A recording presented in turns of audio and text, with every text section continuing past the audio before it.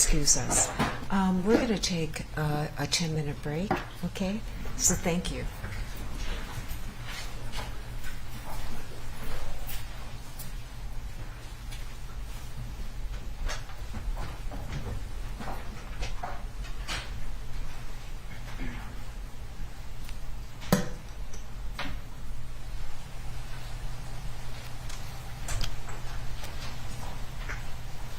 Okay, I didn't want the jury waiting, and I do think we need to discuss this a little further on what I'm going to allow this expert to testify to.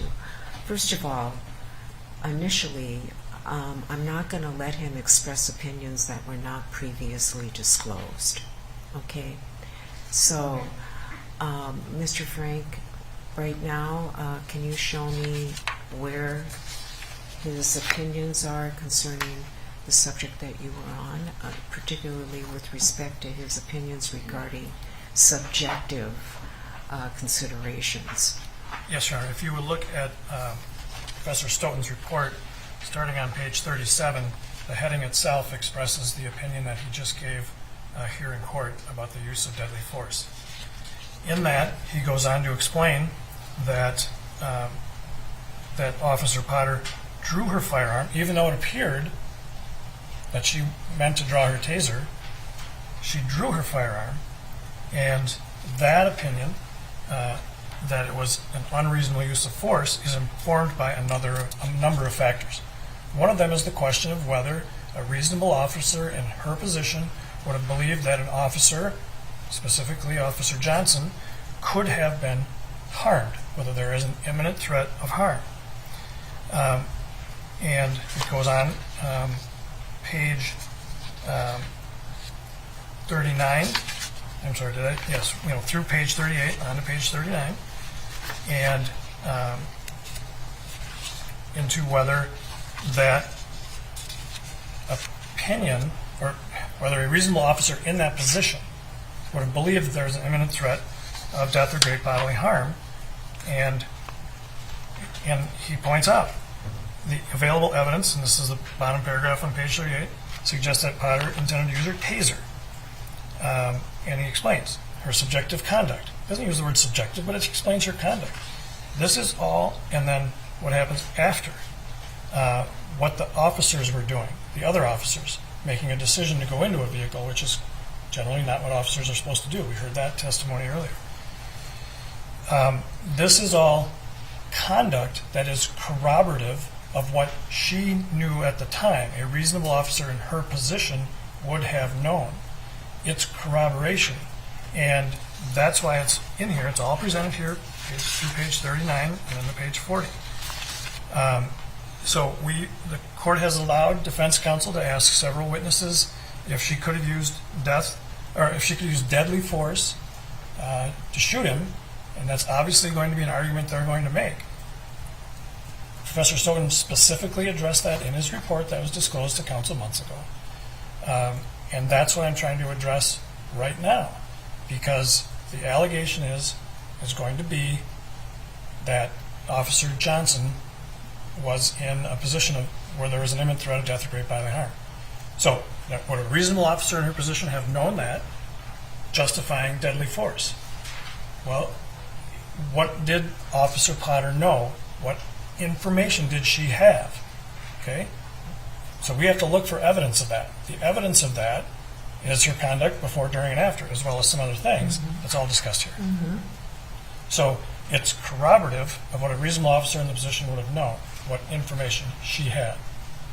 And so that's because that's what we have to do, right? We can't ask her. And so we are proving it by evidence from the case. That's why I asked him, is there evidence? And so that's why I did it that way. It's to support his opinion. Okay. Well, I don't see anything about subjective matter, Your Honor. Plus that, he's making this opinion based on the fact that Johnson wasn't in the vehicle. So, come on, include Johnson in the vehicle and be fair as to the testimony. In this case, two officers, Johnson, who was there, said he was in imminent danger, and Commander Westland said the same when I gave him a hypothetical. And he's never seen this, that he would be in imminent danger.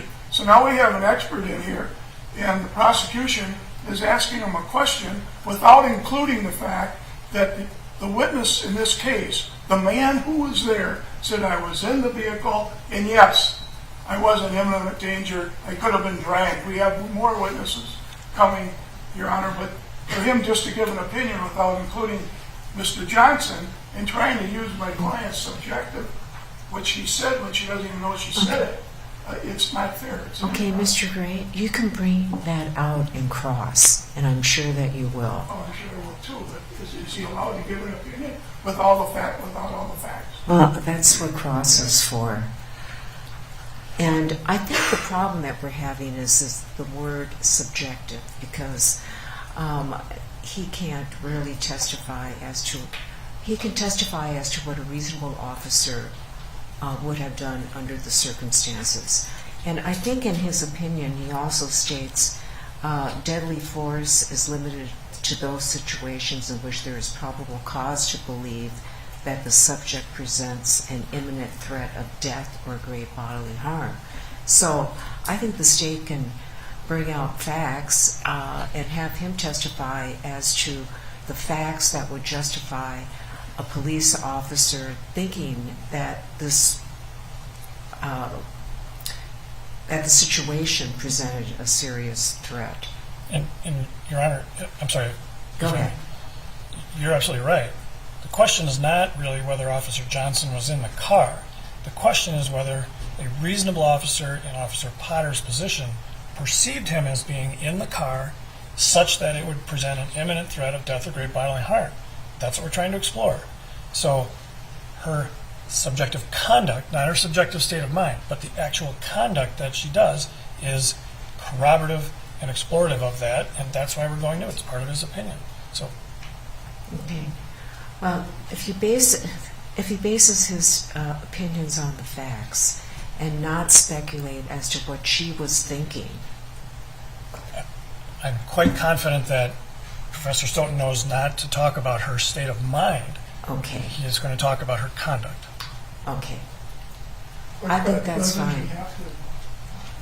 Doesn't the witness have to base his opinion on the evidence in the case, Judge, and not his vision of something in a video or what he thinks? It would seem to me that the opinion would be unfair even before I cross-examine him, unless he includes that. You know, I think that's subject again of cross-examination. Okay, so are we clear on where we're going? I am, Your Honor, and I believe, and I will just take a moment to instruct the witness not to talk about her subjective state of mind. But to be clear, I guess, wanting to clarify this, his discussion of the conduct leads to evidence about knowledge of a reasonable officer at that time. Not about what she's thinking or intending, but what that says about knowledge of an officer in that position. Right. Okay. I think that's fine. Because he's basically going to be restricted to testifying concerning if a reasonable officer in that position would have probable cause to believe that the subject presented an imminent threat of death or great bodily harm based on the facts. And then Mr. Gray, of course, can bring out the fact that, you know, this professor didn't have all the facts when he rendered that opinion. Okay, let's bring the witness back on.